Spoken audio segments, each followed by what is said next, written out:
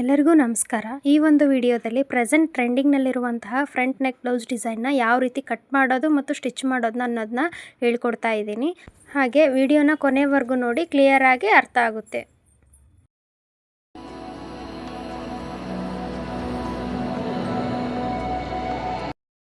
ಮೊದಲಿಗೆ normal ಬ್ಲೌಸ್ಗೆ front ಪಾರ್ಟ್ನ ಯಾವ ಥರ ಕಟ್ ಮಾಡ್ತೀವಿ ಅದೇ ಥರ ಕಟ್ ಮಾಡಬೇಕು. ಕ್ರಾಸ್ ಬೆಲ್ಟು ಎಲ್ಲ ಅದೇ ಥರ ಕಟ್ ಮಾಡಬೇಕು. ಇವಾಗ ಫೋಲ್ಡೆಡ್ ಪಾರ್ಟ್ ಇರುತ್ತಲ್ಲ, ಅದನ್ನು ನಮ್ಮ ಸೈಡು ಇಟ್ಕೋಬೇಕು. ಇವಾಗ ನೆಕ್ನ ಯಾವ ಥರ ಕಟ್ ಮಾಡಬೇಕು ಅನ್ನೋದನ್ನ ಹೇಳ್ತಾ ಇದ್ದೀನಿ. ಫಸ್ಟು ಒಂದು ಸ್ಕೇಲಿಂದ 1/2 ಇಂಚ್ ಮಾರ್ಜಿನ್ನು ಡ್ರಾ ಮಾಡಬೇಕು. ಅಲ್ಲಿ ಹುಕ್ ಪಟ್ಟಿ ಬರುತ್ತೆ, 1/2 ಇಂಚ್ ಮಾರ್ಕ್ನ ಮಾಡಬೇಕು. ಶೋಲ್ಡರ್ ಬಂದುಬಿಟ್ಟು ನಾನಿಲ್ಲಿ ಒಟ್ಟು 7 ಇಂಚ್ ತೊಗೊಳ್ತಾ ಇದ್ದೀನಿ. ಅಳತೆ ಎಷ್ಟಿರುತ್ತೆ ಅವ್ರದ್ದು ನೋಡಿ ತೊಗೊಳ್ಬೇಕು. ನೆಕ್ ವಿಡ್ತ್ ಅಳತೆ 4 ಇಂಚ್ ತೊಗೊಳ್ತಾ ಇದ್ದೀನಿ. ಸ್ಟಿಚ್ಚಿಂಗು ಎಲ್ಲ ಸೇರಿ ಹುಕ್ ಪಟ್ಟಿ ಇರುತ್ತಲ್ಲ, ಅಲ್ಲಿ 1/2 ಇಂಚ್ ಬಿಟ್ಟು 4 ಇಂಚ್ ತೊಗೊಳ್ತಾ ಇದ್ದೀನಿ. ನೆಕ್ ಲೆಂತ್ ಬಂದುಬಿಟ್ಟು ಅದು ಕೂಡ 7 ಇಂಚ್ ತೊಗೊಳ್ತಾ ಇದ್ದೀನಿ. ನೆಕ್ ಲೆಂತ್ ಕೂಡ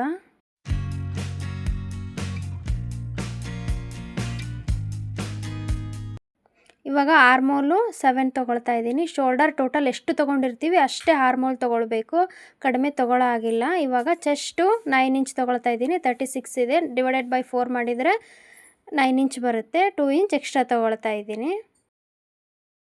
ನಾವು ಶೋಲ್ಡರ್ ಎಷ್ಟು ತೊಗೊಂಡಿರ್ತೀವಿ ಟೋಟಲ್ಲು ಅಷ್ಟು ಆರ್ಮೋಲ್ ಲೆಂತ್ ಅನ್ನೋದು ತೊಗೊಳ್ಬೇಕು. ಇವಾಗ ಡಿಸೈನ್ಗೋಸ್ಕರ ನಾನು ಕ್ಯಾನ್ವಾಸ್ ಪೇಪರ್ನ ಯೂಸ್ ಮಾಡ್ತಾ ಇದ್ದೀನಿ. ಮೊದಲು ಸ್ಟ್ರೇಟ್ ಲೈನ್ನ ಡ್ರಾ ಮಾಡ್ತಾ ಇದ್ದೀನಿ, ನೀಟಾಗಿ ಕಟ್ ಮಾಡಿಕೊಂಡು 1/2 ಇಂಚು ಮಾರ್ಜಿನ್ನ ಮಾರ್ಕ್ ಮಾಡ್ತಾ ಇದ್ದೀನಿ. ಯಾಕಂದರೆ 1/2 ಇಂಚು ಉಕ್ಸ್ ಪಟ್ಟಿಗೆ ಅಂತ ನಾನು ಆಲ್ರೆಡಿನೇ ಹೇಳಿದೆ. ಬ್ಲೌಸ್ಗೆ ಫ್ರಂಟ್ ಉಕ್ಸ್ ಇಡೋ ಹಾಗಿದ್ರೆ ಮಾತ್ರ 1/2 ಇಂಚ್ ಮಾರ್ಜಿನ್ನ ಮಾರ್ಕ್ ಮಾಡಬೇಕು, ಇಲ್ಲ ಅಂದರೆ 4 ಇಂಚ್ ನೆಕ್ನೇ ತೊಗೊಳ್ಬೇಕು. ವಿತ್ ಸ್ಟಿಚ್ಚಿಂಗ್ ಸೇರಿ 4 ಇಂಚನೇ ತೊಗೊಳ್ತಾ ಇದ್ದೀನಿ. 4 ಇಂಚು ವಿಡ್ತ್ ತೊಗೊಳ್ತಾ ಇದ್ದೀನಿ, 7 ಇಂಚು ಲೆಂತ್ ತೊಗೊಳ್ತಾ ಇದ್ದೀನಿ ನೆಕ್ಕಿಂದು. ಇವಾಗ ಮತ್ತೆ 4 ಇಂಚು ಕೆಳಗಡೆ ಕೂಡ ವಿಡ್ತ್ ಅಷ್ಟೇ ತೊಗೊಳ್ತಾ ಇದ್ದೀನಿ. ಇವಾಗ 2 ಲೈನ್ನ ಜಾಯಿನ್ ಮಾಡ್ತಾ ಇದ್ದೀನಿ. ಇವಾಗ 1/2 ಇಂಚ್ ಮಾರ್ಜಿನ್ನ ಬಿಟ್ಟು 2.5 ಇಂಚ್ ಅಷ್ಟು ಅಳತೆಗೆ ಮಾರ್ಕ್ ಮಾಡ್ತಾ ಇದ್ದೀನಿ. ಮಾರ್ಕ್ ಮಾಡಿದ ನಂತರ ಅಲ್ಲಿ ಒಂದು ಸ್ಟ್ರೇಟ್ ಲೈನ್ನ ಡ್ರಾ ಮಾಡಬೇಕು. ವಿಡಿಯೋನ ಕೊನೆವರೆಗೂ ನೋಡಿ, ಅರ್ಥ ಆಗುತ್ತೆ.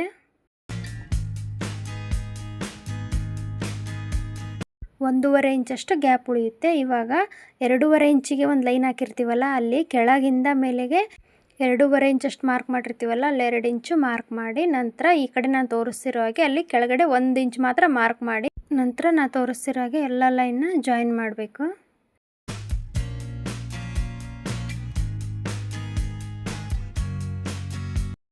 ನಿಮ್ಗಿನ್ನೂ ಏನಾದರೂ ಡೀಪ್ ಬೇಕಾಗಿತ್ತು ಅಂದರೆ ನಾನು ತೋರಿಸಿದ್ದೀನಲ್ಲ, ಅಲ್ಲಿ ಆ ಥರ ಫುಲ್ಲು ಲೈನ್ನ ಮಾರ್ಕ್ ಮಾಡ್ಕೊಳ್ಳಿ. ಇವಾಗ ಎಕ್ಸ್ಟ್ರಾ ಮಾರ್ಜಿನ್ನ 1 ಇಂಚಷ್ಟು ತೊಗೊಂಡು ಸ್ಕೇಲಿಂದ ನೀಟಾಗಿ ಮಾರ್ಕ್ ಮಾಡಿ, ನಂತರ ಕಟ್ ಮಾಡಿ. ನಾನು ಯಾವ ಥರ ಮಾರ್ಕ್ ಮಾಡೀನಿ ಅದೇ ಥರ ಕಟ್ ಮಾಡಬೇಕು.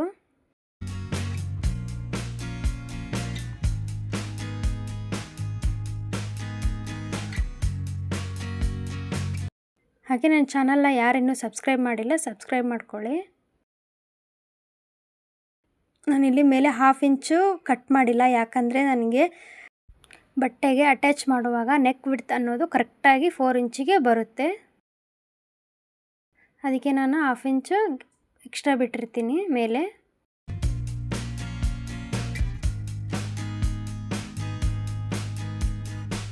ಈ ಥರ ಕಟ್ ಮಾಡಿ ಒಂದು ಎಕ್ಸ್ಟ್ರಾ ಪೀಸ್ ಬಟ್ಟೆ ಇರುತ್ತಲ್ಲ, ಅದಕ್ಕೆ ಐರನ್ ಆದರೂ ಮಾಡಿ ಅಥವಾ ಗ್ಲೂ ಆದರೂ ಹಾಕಿ ಈ ಥರ ಅಲ್ಲೊಂದು ಸಣ್ಣ ಕಟ್ ಮಾಡಿ ಆ ಬಟ್ಟೆನ ನೀಟಾಗಿ ಮಡಚಬೇಕು.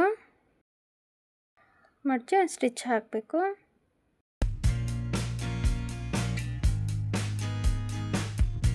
ನೀವು ಯಾವಾಗಲೂ ನೆಕ್ ಡಿಸೈನ್ ಮಾಡುವಾಗ ಈ ಥರ ಕ್ಯಾನ್ವಾಸ್ ಪೇಪರ್ನೇ ಯೂಸ್ ಮಾಡಬೇಕು. ಯೂಸ್ ಮಾಡೋದ್ರಿಂದ ನೆಕ್ ಫಿನಿಶಿಂಗ್ ಅನ್ನೋದು ನೀಟಾಗಿ ಬರುತ್ತೆ. ಹಾಗೆ ನಿಮ್ಗೆ ಯಾವುದಾದ್ರೂ ಡಿಸೈನ್ ಬೇಕಾಗಿದ್ದರೆ ಕಮೆಂಟ್ ಮಾಡಿ. ಇವಾಗ ನಾನು ಫ್ರಂಟ್ ಪಾರ್ಟ್ ಇರೋದು ಲೈನಿಂಗ್ ಫ್ಯಾಬ್ರಿಕ್ಕು ಮತ್ತು ಮೇನ್ ಫ್ಯಾಬ್ರಿಕ್ನ ಜಾಯಿನ್ ಮಾಡ್ತಾ ಇದ್ದೀನಿ. ಜಾಯಿನ್ ಮಾಡಿ ಎಕ್ಸ್ಟ್ರಾ ಇರೋದನ್ನು ಕಟ್ ಮಾಡಿದ್ದೀನಿ.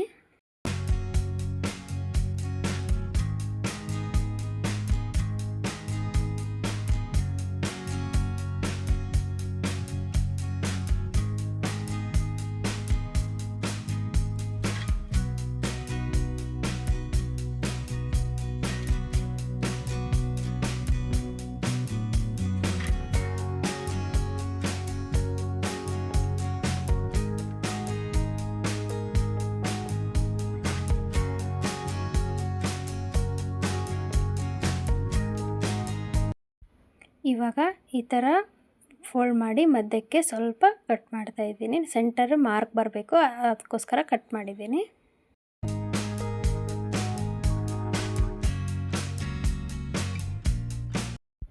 ಇವಾಗ ನೆಕ್ಕು ರೆಡಿ ಮಾಡಿ ಇಟ್ಕೊಂಡಿದ್ದೀವಲ್ಲ ಫಸ್ಟ್, ಅದನ್ನು ಕೂಡ ಸೆಂಟರ್ಗೆ ಈ ಥರ ಮಾರ್ಕ್ ಮಾಡಿ ಪಿನ್ಸ್ ಹಾಕಿ ಸ್ಟಿಚ್ ಮಾಡಬೇಕು. ಕ್ಯಾನ್ವಾಸ್ ಮೇಲೆ ಸ್ಟಿಚ್ ಮಾಡಬಾರ್ದು, ಅದ್ರ ಪಕ್ಕನೇ ಸ್ಟಿಚ್ ಮಾಡಬೇಕು. ಯಾಕಂದರೆ ನಾವು ಸ್ಟಿಚ್ಚಿಂಗು ಎಲ್ಲ ಸೇರಿ ನೆಕ್ ವಿಡ್ತ್ನ ತೊಗೊಂಡಿರ್ತೀವಿ.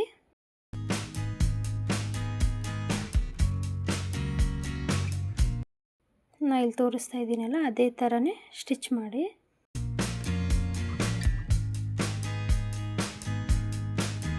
ಒಂದು ಸಾರಿ ಟ್ರೈ ಮಾಡಿ, ಚೆನ್ನಾಗಿ ಬರುತ್ತೆ.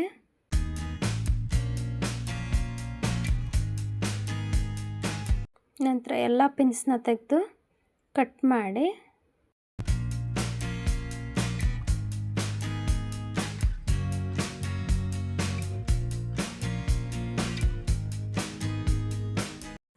ಈ ಥರ ಅಲ್ಲೊಂದು ಸಣ್ಣ ಸಣ್ಣ ಕಟ್ ಮಾಡಬೇಕು.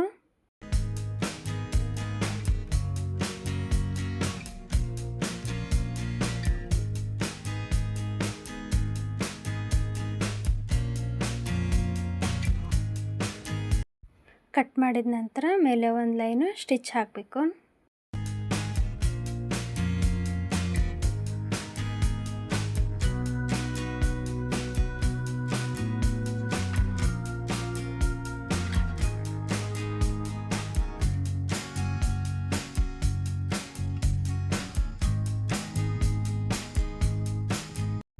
ಇವಾಗ ನೆಕ್ ಅನ್ನೋದು ರೆಡಿ ಆಯಿತು. ಇವಾಗ ಫ್ರಂಟ್ ಪಾರ್ಟ್ನ 2 ಭಾಗ ಮಾಡಬೇಕು.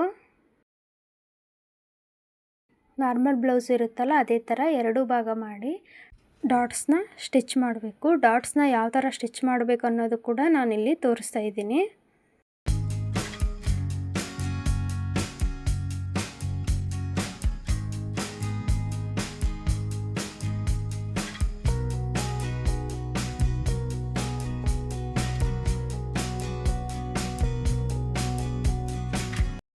ಇವಾಗ ನಾನು ತೋರಿಸ್ತಿದ್ದೀನಲ್ಲ ಅದೇ ಥರ ಟೇಪ್ನ ಆ ಥರ ಮಧ್ಯಕ್ಕೆ ಫೋಲ್ಡ್ ಮಾಡಬೇಕು. ಅಲ್ಲಿ ಒಂದು ಮಾರ್ಕ್ ಮಾಡಬೇಕು. ಅಲ್ಲಿಂದ 2 ಇಂಚಷ್ಟು ಒಂದು ಲೈನ್ನ ಡ್ರಾ ಮಾಡಬೇಕು.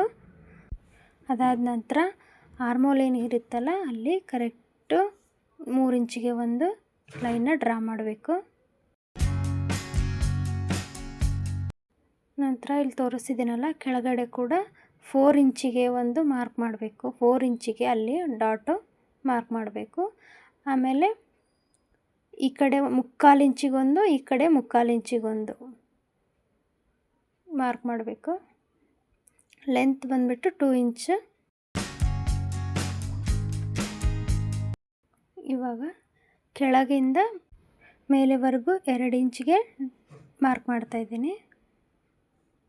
ಅಗಲ ಬಂದುಬಿಟ್ಟು 4 ಇಂಚಷ್ಟು ಅಗಲ ಮಾರ್ಕ್ ಮಾಡಿದ್ದೀನಿ.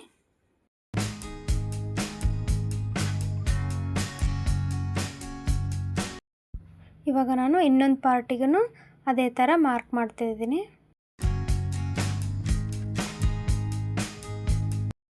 ಇವಾಗ ನಾನು ಲೈನ್ ಮಾರ್ಕ್ ಮಾಡಿದ್ದೀನಲ್ಲ ಅದ್ರ ಮೇಲೇ ಸ್ಟಿಚ್ ಮಾಡ್ತಾಯಿದ್ದೀನಿ.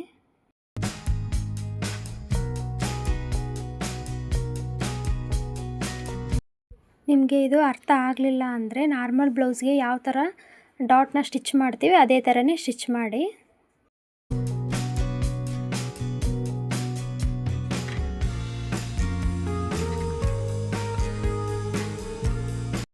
ಇವಾಗ ನಾನು 2 ಪಾರ್ಟಿಗೆ ಡಾಟ್ನ ಸ್ಟಿಚ್ ಮಾಡಿ ಕ್ರಾಸ್ ಬೆಲ್ಟ್ನ ಸ್ಟಿಚ್ ಮಾಡಿದ್ದೀನಿ.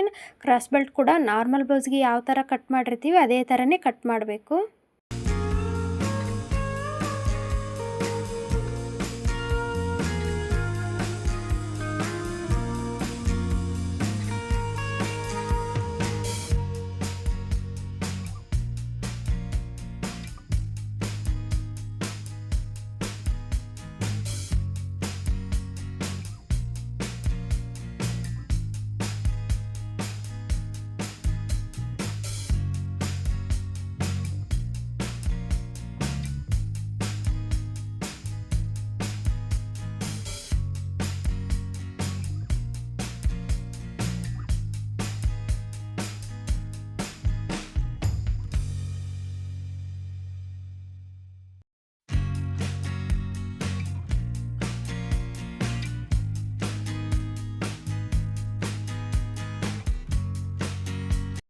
ಕ್ರಾಸ್ ಬೆಲ್ಟು ಎಲ್ಲ ಸ್ಟಿಚ್ ಮಾಡಿದ ನಂತರ ಅಲ್ಲಿ ತೋರಿಸ್ತಿದ್ದೀನಲ್ಲ ಅಲ್ಲಿ ಹುಕ್ ಪಟ್ಟಿನ ಸ್ಟಿಚ್ ಮಾಡ್ಕೋಬೇಕು. ನಂತರ ಇಲ್ಲಿ ನೆಕ್ ಸ್ಟಿಚ್ ಮಾಡಿರ್ತೀವಲ್ಲ ಅಲ್ಲಿ ಹೆಮ್ಮಿಂಗ್ನ ಮಾಡ್ಕೊಳ್ಳಿ, ನೀಟಾಗಿ ಕೂಡುತ್ತೆ.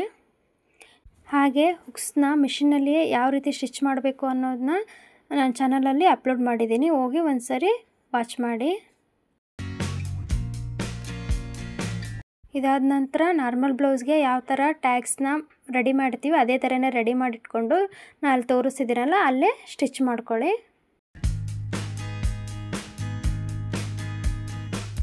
ನನ್ನ ಚಾನಲ್ನ ಯಾರು ಸಬ್ಸ್ಕ್ರೈಬ್ ಆಗಿಲ್ಲ ಸಬ್ಸ್ಕ್ರೈಬ್ ಮಾಡ್ಕೊಳ್ಳಿ, ಇದೇ ಥರ ವೀಡಿಯೋಸ್ನ ಅಪ್ಲೋಡ್ ಮಾಡ್ತಾ ಇರ್ತೀನಿ.